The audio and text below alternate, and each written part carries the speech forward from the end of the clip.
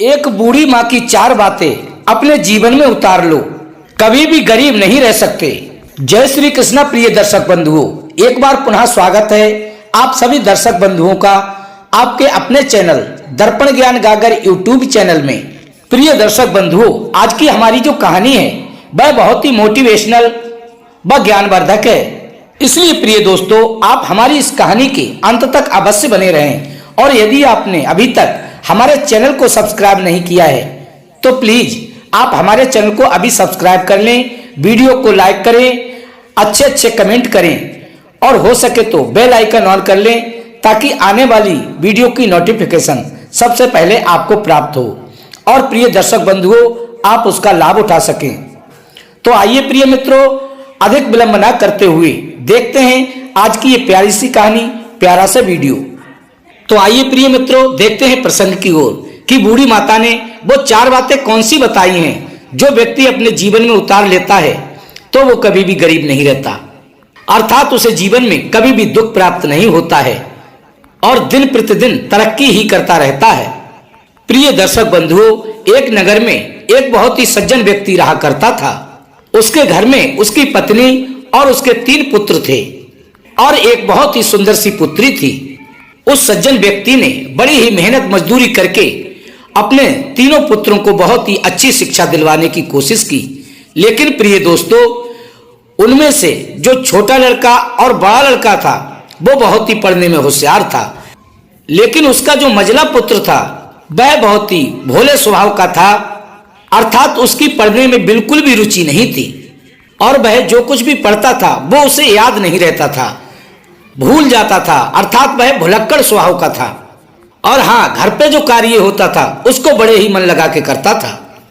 प्रिय दर्शक बंधुओं, धीरे धीरे समय बीतता गया और उसका छोटा व बड़ा पुत्र अपनी पढ़ाई पूरी करके बड़ी ही अच्छी जॉब कर लेते हैं, अर्थात उनकी बहुत अच्छी जगह पर सरकारी नौकरी लग जाती है।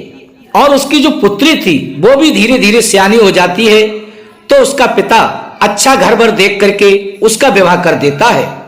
अब प्रिय दर्शक बंधुओं, क्या होता है, उधर जो बीच वाला लड़का था, अर्थात जो मझला पुत्र था, जिसका पढ़ने लिखने में मन नहीं लगता था, जो कि सज्जन व भोले स्वभाव का था और छल कपट तो उसके पास से कहीं गुजरा ही नहीं था, उसके मन में कोई भी छल कपट नहीं था। तो प्रिय दर्शक बंधुओं, क्या होता है, उसकी जो माँ थी उसको अपने उस पुत्र की बहुत ही चिंता सताने लगी कि मेरे इस भोले भाले पुत्र का मेरे ना रहने पर क्या होगा, ये कैसे अपनी जीवन नैया पार लगाएगा। अभी तो मैं जीवित हूँ तो इसको रोटी पानी दे रही हूँ और मेरे ना होने पर इसको रोटी पानी की कौन पूछेगा, और आगे चल करके मेरा बड़ा व छोटा पुत्र न्यारा हो जाएगा और मेरे इस पुत्र का कोई भी ख्याल नहीं रखेगा। और प्रिय दर्शक बंधुओं, ये तो आप सभी भली भांति जानते हैं कि हर माँ को अपने बच्चों की बड़ी ही चिंता रहती है, तो उन बूढ़ी माँ को भी उनकी चिंता करना जायज था। प्रिय दोस्तों, धीरे धीरे समय बीतता गया और आगे चल करके जिनकी सरकारी जॉब लग गई थी उन दोनों बेटों की शादी हो जाती है। लेकिन जो भोला भाला व सज्जन स्वभाव का लड़का था उसकी शादी नहीं होती है। प्रिय मित्रों, तो उसकी माँ ने अपने अड़ोस पड़ोस में कह सुनकर उस लड़के की शादी करवा दी। अब प्रिय दोस्तों, उसकी शादी तो हो गई, लेकिन जब वो लड़का अपनी पत्नी के साथ रहता है तो धीरे धीरे करके उसके अंदर भी बुद्धि परिवर्तन आ गया। क्योंकि प्रिय मित्रों, यदि समझदार पत्नी मिल जाए तो आपका घर स्वर्ग बन जाता है। वही हुआ, उसकी पत्नी होशियार मिल गई, वो उसको समझाती और अच्छी सलाह देती तो उसकी सारी बातें उसकी समझ में आने लगी। लेकिन प्रिय मित्रों, जैसा वो सज्जन स्वभाव का व भोला भाला वो लड़का था, उसी प्रकार की उसकी पत्नी भी थी। उसके मन में कोई भी छल कपट नहीं था। एक दिन क्या होता है प्रिय दर्शक बंधुओं, जब उस लड़के का बड़ा व छोटा भाई अपनी नौकरी से घर पर आते हैं, एक दिन क्या होता है प्रिय दर्शक बंधुओं, जब उस लड़के का बड़ा भाई व छोटा भाई नौकरी से अपनी अपनी पत्नियों के साथ घर वापस आते हैं, तो उस बड़े वाले लड़के की पत्नी अपने पति से कहती है कि अपने मझले वाले भाई जो कि बहुत भोला भाला है उसके ऊपर तुम सारा धन लुटाए जा रहे हो, और तुम बाहर रहकर इतनी मेहनत करते हो तब जाकर के कहीं धन प्राप्त होता है। यदि इसी प्रकार सब चलता रहा तो मैं इस घर में नहीं रह पाऊंगी। इसलिए आप ऐसा करो, अपनी जो खेती बाड़ी है उसको बांट लो और हम और आप न्यारे हो जाते हैं। अब तो प्रिय मित्रों, बड़े वाली भैया की पत्नी की ये बात सुनकर छोटा भाई भी पास में आया और पूछने लगा कि क्या बात है। तभी उसकी पत्नी आ गई और वो भी उसकी हाँ में हाँ मिलाने लगी, कहने लगी, बिल्कुल सही कह रही हैं जेठानी जी, इस प्रकार कब तक चलेगा, हम बिल्कुल इनके साथ नहीं रह सकते हैं। तभी प्रिय दर्शक बंधुओं, वो दोनों पढ़े लिखे भाई उस भोले भाले भाई के पास आते हैं और उससे कहते हैं कि हे मजले भैया, अब एक काम करो, बहुत समय व्यतीत हो गया और अब तो तुम्हारी भी शादी हो गई है, इसलिए अब हमारा और आपका साजे में गुजारा नहीं हो सकता है, अर्थात हम शामिल नहीं रहना चाहते हैं। इसलिए अब हम अलग ही रहेंगे ताकि आगे चलकर कोई परेशानी ना हो। तो अब देरी करने की जरूरत नहीं है, अब शीघ्र बंटवारा कर लीजिए।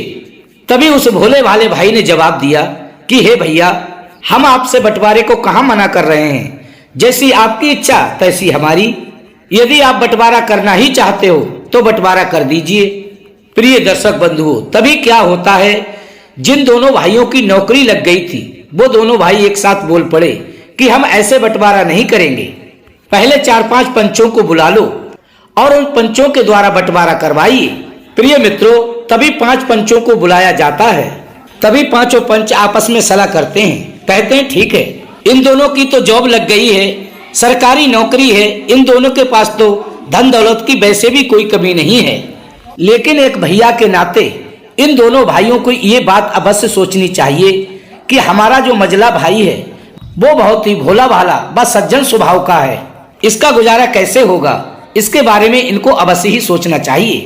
तभी पांचों पंच उस मजले वाले लड़के से बोले कि कहिए तुम क्या लेना चाहते हो। तो सबसे पहले उस भोले भाले लड़के ने जवाब दिया और कहा, जो मेरे भाई मुझे देंगे वो मुझे स्वीकार होगा। दोनों भाइयों ने जवाब दिया कि ऐसे हम क्या दे देंगे जब तक आप बताओगे नहीं, हम तो आपको वही दे सकते हैं जो आपके हिस्से में पड़ रहा है, उसको हम देने से आपको मना नहीं कर रहे हैं। तभी उन पांचों पंचों ने जवाब दिया, पहले आप सभी हमें ये बताइए कि आप सबके पास क्या संपत्ति है, कितनी जमीन है, कितनी धन दौलत है और मकान कैसा कैसा है, वो सब बताइए। तभी उन्होंने जवाब दिया कि हमारे पास 10 बीघा जमीन है और एक बहुत अच्छा सा मकान है, उसी का आप बंटवारा कर दीजिए। तभी पंचों ने आपस में सोचा कि 10 बीघा जमीन है और एक मकान है, तो ऐसा करते हैं कि जमीन को 2 हिस्सों में कर देते हैं, 5-5 बीघा के 2 हिस्से बना देते हैं और एक के हिस्से में ये बहुत अच्छा मकान बना है, ये उसको दे देते हैं, क्योंकि मकान इतना अच्छा है, इसको तोड़ के बांटने में कोई लाभ नहीं निकलेगा। तभी उन पंचों ने उस भोले भाले लड़के से पूछा, बताइए तुम क्या लेना चाहते हो। उसी समय उस भोले भाले इंसान ने जवाब दिया, मैंने तो आपको पहले ही बता दिया कि जो हमारे भाई हमें देंगे वो हम ले लेंगे। तभी जिन दोनों भाइयों की नौकरी लग गई वो कहने लगे, ठीक है, हमें मकान की वैसे भी आवश्यकता नहीं है, तो इसलिए आप लोग ऐसा करो, हमारे लिए ये 10 बीघा जमीन दे दो और अपनी जमीन को हम काश्तकारों के हाथ उठा दिया करेंगे, उससे हमें थोड़ा बहुत गल्ला मिल जाया करेगा और अपना हम गुजारा करते रहेंगे। हमारा मकान तो शहर में भी है, जहाँ पर हम रहते हैं वो भी बहुत सुंदर बना हुआ है। तभी पांचों पंचों ने उस भोले वाले व्यक्ति से पूछा कि कहिए तुम कुछ कहना चाहते हो क्या यह 10 बीघा खेत तुम अपने भाइयों को देना चाहते हो या तुम अपना हिस्सा इसमें लोगे। तभी प्रिय मित्रों, वो भोला भाला व्यक्ति बोला, हाँ, मैं अपने भाइयों को ये 10 बीघा जमीन देने को तैयार हूँ।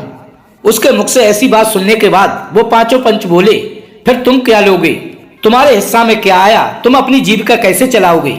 तभी वह सज्जन व्यक्ति बोला, अपने हिस्सा में मैंने अपनी माँ को ले लिया, मुझे जमीन जायदाद से कोई मतलब नहीं है, क्योंकि मेरी माँ को लेने के लिए इन दोनों भाइयों में से कोई भी तैयार नहीं है। देखिए ना, जमीन और मकान की बात कर रहे हैं, उसमें तो इन्होंने हिस्सा कर लिए, लेकिन माँ के लिए लेने के लिए कोई भी तैयार नहीं है। लेकिन मैं अपनी माँ का बंटवारा नहीं करने दूंगा, माँ की सेवा मैं करूंगा, क्योंकि जब से मैं समझदार हुआ हूँ तब से मेरी माँ ने अत्यंत कष्ट उठाए हैं और मुझे पाल पोस कर बड़ा करके इस लायक बनाया है, और आज मुझे इस फर्ज को निभाना है, क्योंकि माँ के ऊपर अब वो जबानी नहीं रही और उसके शरीर में वो सामर्थ्य भी नहीं है कुछ कर सके, अर्थात उन पर बुढ़ापा आ गया है। इसलिए अपनी माँ की सेवा अब हम करेंगे। अपने भोले भाले बेटे के मुख से ये बात सुनने के बाद उसकी माँ अत्यंत प्रसन्न हो गई। सभी पंचों के आंखों में आंसू आ गए। क्या है माँ की ममता, क्या है माँ के प्रति प्रेम। पुत्र हो तो ऐसा हो। माँ ने अपने बच्चे को कलेजे से लगा लिया और जवाब दिया कि मुझे घर की जरूरत नहीं है। उस भोले भाले भाई ने कहा कि मेरी एक बहन और है जिसे मैंने सारे जीवन कुछ भी नहीं दिया है, और जो मुझे मकान मिला है वो मैं अपनी बहन को देना चाहता हूँ। प्रिय दर्शक बंधुओं, उसी समय बहन भी पास में खड़ी थी और उस बहन ने भी अपने भाई को कलेजे से लगा लिया और अपने मन में सोचने लगी कि मेरे जैसे भैया संसार में सभी को मिले, और मैं कितनी अभागिन थी कि मैं अपने भाई को सिर्री समझ करके इसके पास नहीं आती थी, उन दोनों भाइयों के पास जाती थी जिनकी नौकरी लग चुकी थी, क्योंकि उनके पास धन दौलत थी और मेरे मन में लालच आ गया था कि मैं उनके पास जाऊंगी तो मुझे कुछ ना कुछ अवश्य प्राप्त होगा। वो सिर्री पागल मुझे क्या दे देगा, इसलिए मैं इसके पास नहीं आती थी। लेकिन अब मेरी आंखें खुल गई हैं। सच्चा हीरा तो मेरा मझला भाई है। मैं समझ नहीं पाई कि मेरा भाई मुझे कितना चाहता है। उस बेचारे के पास पहले से ही कुछ नहीं था। उसी समय प्रिय बंधुओं, बूढ़ी माँ ने जवाब दिया, तुम दोनों को शर्म नहीं आती है नालायकों, तुमको पढ़ा लिखा कर नौकरी दिलवा दी और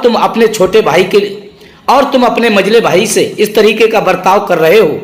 तभी उन दोनों भाइयों की आंखों में आंसू आ गए और अपने मझले भाई को कलेजे से लगा लिया और कहने लगे कि मेरा भाई कितना अच्छा है, कुछ भी लेना नहीं चाहता है, ऐसा भाई संसार में सभी को मिले, इसलिए अब हम बंटवारा नहीं करेंगे। और प्रिय दर्शक बंधुओं, उन्होंने भी वहां पर कोई भी बंटवारा नहीं किया। उसी समय उस बूढ़ी माँ ने अपने बच्चों के लिए 4 बातें बताई हैं कि बेटा मेरी बातों को ध्यान से सुनना। नंबर 1, कभी भी हमें ब्रह्म मुहूर्त के समय भोग विलास में लिप्त नहीं होना चाहिए, अर्थात स्त्री के साथ संबंध नहीं बनाना चाहिए। सुबह भगवान भक्ति का समय होता है 4 बजे से 6 बजे तक। ब्रह्म मुहूर्त में परमात्मा का ध्यान करना चाहिए और सुबह सुबह हमें बिना स्नान किए, बिना पूजा पाठ किए भोजन नहीं करना चाहिए।